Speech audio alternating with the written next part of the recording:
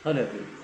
UPSC EPFO के examination के लिए industrial relation and labour law जो है वो बहुत इंपॉर्टेंट सब्जेक्ट है, क्योंकि यहाँ से लगभग आपको 22 से 25 क्वेश्चन जो है वो देखने मिलने वाले हैं। अब सबसे बड़ा डाउट ये है कि सर हम फैक्ट बेस्ड पढ़ें या कंसेप्ट बेस्ड पढ़ें।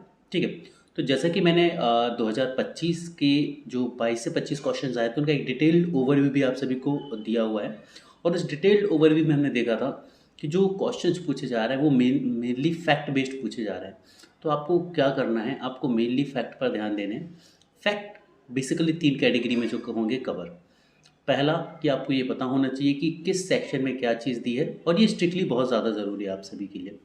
दूसरा, आपको ये पता होना चाहिए कि किस एक्ट में किस किस कमेटीज़ को लिया गया है और उस कमेटी का जो स्ट्रक्चर है वो कैसा रहेगा, है ना। और तीसरी जो चीज़ है वो ये है कि फ़ाइन्स आपको पता होनी चाहिए कि भाई फ़ाइन्स किस तरह से क्या क्या फ़ाइन्स लगती हैं किस किस एक्ट में। और जो चौथा सिनारियो है वो ये है कि हर एक एक्ट में एक नोटिस की बात करी गई है और उस नोटिस के लिए लिमिट डेट्स की बात करी गई है।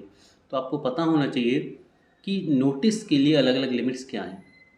तो यदि आप इतना कर लेते हैं, इतने फैक्ट को पढ़ लेते हैं, तो आपका किसी भी लेबर लॉ का जो क्वेश्चन है वो गलत नहीं होगा।